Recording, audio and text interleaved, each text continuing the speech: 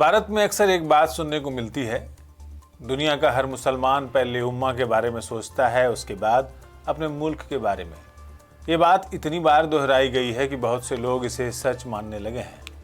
लेकिन सवाल है कि क्या इतिहास भी यही कहता है या फिर दुनिया के मुस्लिम देशों की राजनीति कुछ और कहानी सुनाती है। आज की वीडियो में इसी सब्जेक्ट पर करेंगे बात। लेकिन आगे बढ़ने से पहले आपसे एक अपील, अगर आपने हमारा चैनल अभी तक सब्सक्राइब नहीं किया है तो ज़रूर करें। यह है आवाज़ द वॉइस और आप देखना शुरू कर चुके हैं द मंजीत ठाकुर शो।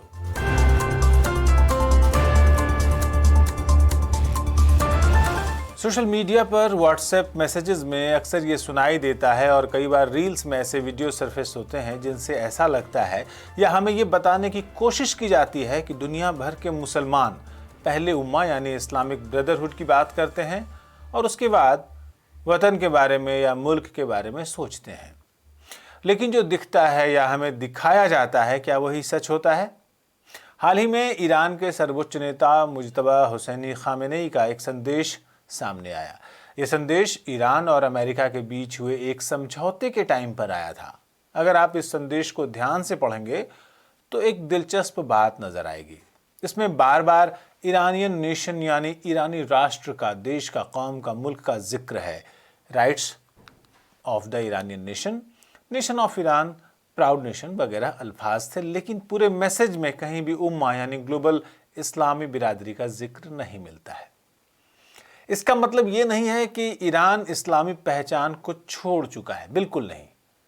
इसका मतलब केवल इतना है कि जब बात देश चलाने की आती है तो लैंग्वेज बदल जाती है। वहाँ सिटीजन होते हैं, बाउंड्रीज होती हैं, नेशनल इंटरेस्ट होते हैं और राष्ट्र की संप्रभुता सबसे ऊपर आ जाती है। यही आधुनिक नेशन स्टेट की राजनीति है। और अगर पिछले 100 वर्षों के इतिहास को देखें तो ये सिर्फ ईरान की कहानी नहीं है, ये लगभग पूरी मुस्लिम दुनिया की या फिर पूरी दुनिया की कहानी है। आइए सफर शुरू करते हैं तुर्की से। साल 1923, उस्मानी एम्पायर खत्म हो चुका था, सदियों पुरानी खिलाफत अपने आखिरी दौर में थी। इसी समय एक नेता उभरता है, मुस्तफ़ा कमाल अतातुर्क। उन्होंने जो किया उसने पूरी मुस्लिम दुनिया की राजनीति को, सियासत को बदल कर रख दिया। उन्होंने खिलाफत को ख़त्म कर दिया, राज्य और मजहब को अलग किया, नई शिक्षा व्यवस्था बनाई, अरबी लिपि की जगह लैटिन लिपि अपनाई, यूरोपीय कानून लागू किए।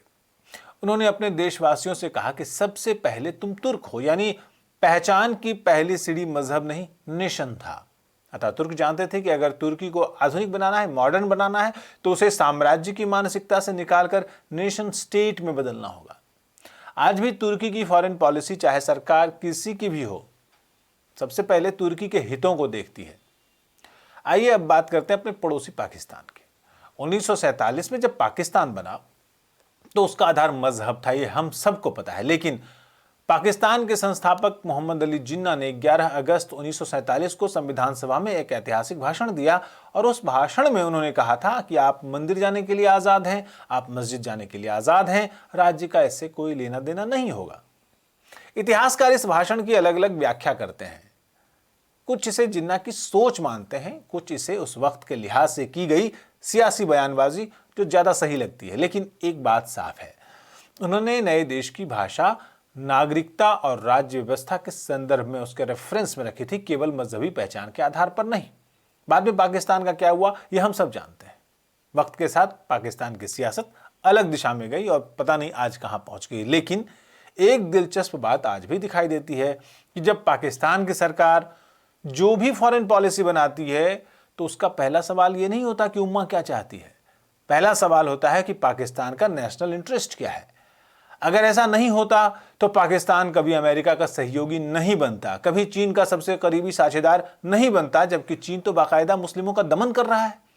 चीन में 10 लाख उइगर मुसलमानों पर किस तरह से जुल्म हो रहे हैं और किस तरह उन्हें कॉन्सेंट्रेशन कैंप्स में रखा गया है और तमाम तरह की बंदिशें आयद हैं, ये बात किसी से भी छिपी नहीं है।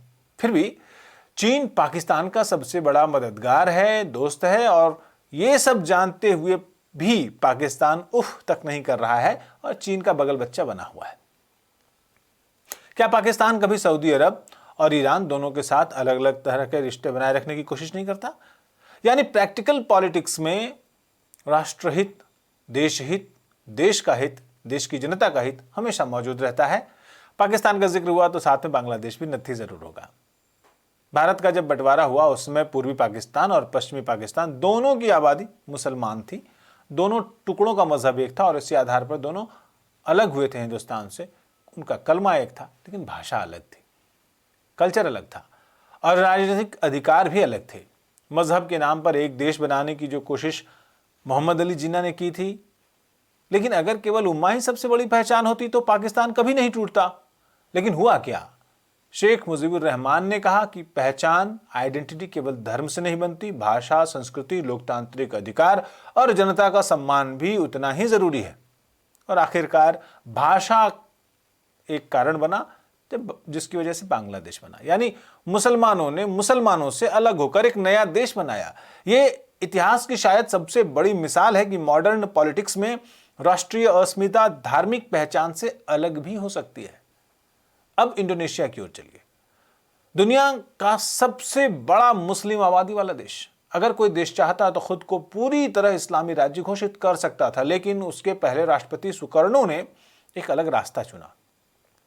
उन्होंने पंचशील का सिद्धांत अपनाया। इंडोनेशिया में लोग बेशक अपने मजहब का पालन करते हैं, लेकिन किसी एक धर्म का प्रभुत्व नहीं है। इंडोनेशिया ने खुद को बहुधार्मिक राष्ट्र के रूप में विकसित किया। आज भी वहां राष्ट्रीय एकता राज्य की प्राथमिकता है। अब मलेशिया को देखिए। देश की बहुसंख्यक आबादी मुस्लिम है, लेकिन उसके पहले प्रधानमंत्री टुंकू अब्दुल रहमान ने जिस राष्ट्र की कल्पना की उसमें मलय, चीनी, भारतीय सभी नागरिकों को, सभी लोगों को साथ लेकर चलने की बात थी। उनके लिए देश पहले था, समाज की स्थिरता पहले थी। यही कारण है कि मलेशिया ने अपनी पहचान केवल धार्मिक आधार पर नहीं बनाई। अब एक सवाल आपसे, अगर उम्मा ही हर फैसले का आधार होती तो क्या ईरान और इराक 8 साल तक एक दूसरे से युद्ध लड़ते? 1980 से 1988 तक चला ईरान इराक युद्ध 20वीं सदी के सबसे लंबे युद्धों में से एक था। दोनों देशों की आबादी का बड़ा हिस्सा मुस्लिम था, लेकिन युद्ध धर्म के नाम पर नहीं, सीमा, सत्ता, तेल और नेशनल इंटरेस्ट को लेकर लड़ा गया। यानी जब राष्ट्रों के हित टकराते हैं तो धर्म समान होने के बावजूद युद्ध हो सकते हैं। इतिहास इसकी गवाही देता है। यही बात आज खाड़ी देशों में भी दिखाई देती है।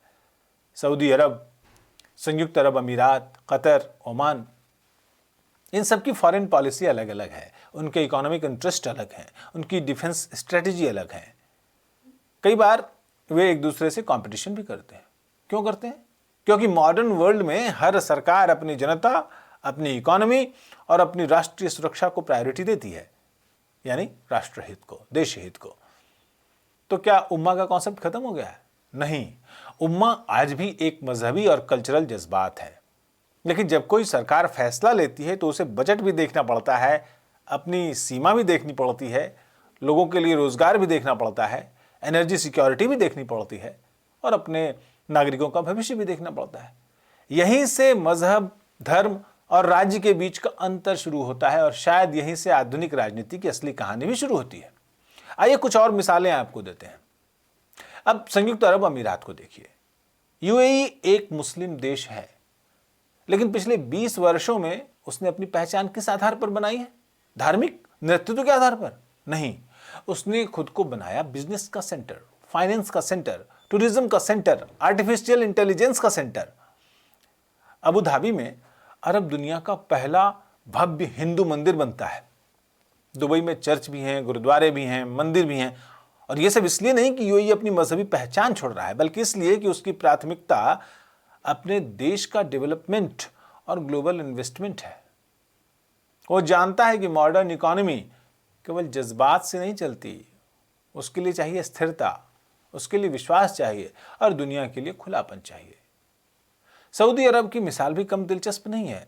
एक वक्त था जब उसकी पहचान केवल तेल और धार्मिक नेतृत्व से जुड़ी थी, लेकिन आज विजन 2030 के तहत वो अपनी इकोनॉमी को बदल रहा है, टूरिज्म को बढ़ा रहा है, एंटरटेनमेंट इंडस्ट्री को डेवलप कर रहा है, कामकाज में महिलाओं की हिस्सेदारी बढ़ा रहा है, फॉरेन इन्वेस्टमेंट आकर्षित कर रहा है।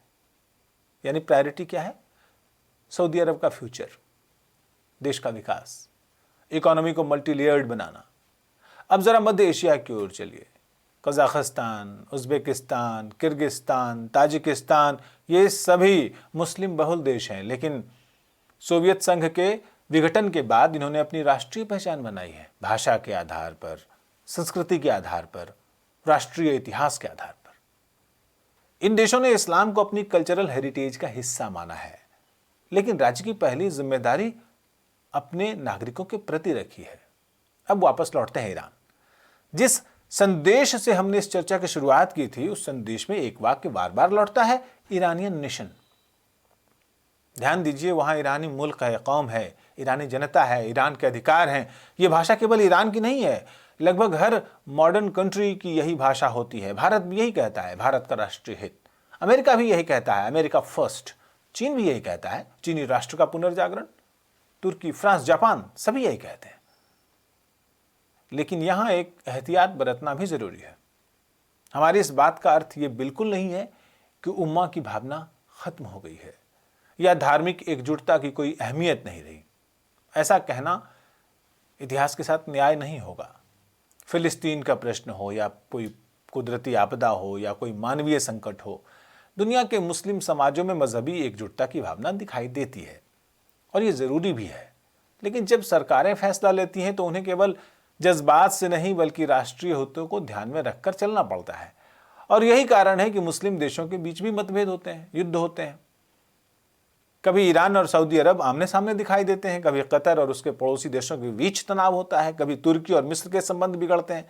यानी मजहब समान होने के बावजूद राजनीति अलग अलग रास्ते चुनती है।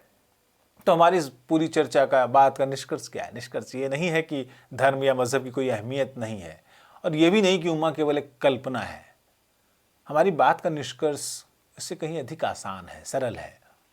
आधुनिक दुनिया में सरकारें, चाहे वह किसी भी धर्म के वाले देश की हों, सबसे पहले अपने नागरिकों की सुरक्षा, अपनी इकोनॉमी, अपनी सीमाएं, अपने राष्ट्रीय हितों की रक्षा करती हैं।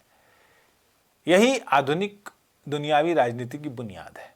और शायद इसलिए ईरान के उस संदेश में, मुज्तबा के उस संदेश में उम्मा से पहले बार बार ईरानी राष्ट्र दिखाई देता है। इतिहास हमें सिखाता है कि धर्म इंसान को आध्यात्मिक पहचान देता है, स्पिरिचुअल आइडेंटिटी देता है, लेकिन राष्ट्र, कंट्री, नेशन उसे नागरिक पहचान देता है, सिटीजनशिप। दोनों का अपना अपना स्थान है, अपनी अपनी जगह है, दोनों का अपना अपना महत्व है। लेकिन जब कोई सरकार फैसला करती है तो उसके सामने सबसे पहला प्रश्न यही होता है कि मेरे देश के लोगों का हित किस में है। और शायद पिछले 100 वर्षों का इतिहास हमें यही बताता है। मजहब दिलों को जोड़ सकता है, लेकिन राज्य अपने नागरिकों की जिम्मेदारी से चलता है। इसलिए अंतर्राष्ट्रीय राजनीति में अक्सर वतन पहले आता है। हम भारत के लोगों के लिए शायद इस इतिहास में एक महत्वपूर्ण संदेश छिपा है कि दुनिया के किसी भी कोने में मुसलमानों पर हो या किसी और विश्वास के मानने वाले लोगों पर हो, उन पर होने वाले अन्याय से दुखी होना स्वाभाविक है, मानवीय है। यही इंसानियत का तकाजा भी है। लेकिन एक नागरिक के रूप में हमारी रोजमर्रा की जिंदगी, हमारे बच्चों की तालीम, रोजगार, कारोबार, सुरक्षा, संविधान से मिले अधिकार और हमारा भविष्य, ये सब हमारे अपने वतन से जुड़े होते हैं। इसलिए मजहबी हमदर्दी और वतन से वफादारी एक दूसरे के विरोधी नहीं है। दुनिया के अधिकांश देशों ने भी व्यावहारिक राजनीति में यही रास्ता चुना है। वे अपनी धार्मिक पहचान का सम्मान करते हैं, लेकिन जब फैसले लेते हैं तो अपने नागरिकों और अपने राष्ट्रीय हित को प्राथमिकता देते हैं। हमारे लिए भी यही संतुलन, यही बैलेंस सबसे स्वाभाविक और मजबूत रास्ता है। अपने मजहब से मोहब्बत, लेकिन अपने मुल्क से पूरी वफादारी, पूरी निष्ठा। दुनिया के मुसलमान हो या किसी और समुदाय और धर्म के पीड़ित लोग, उनके लिए दुआ।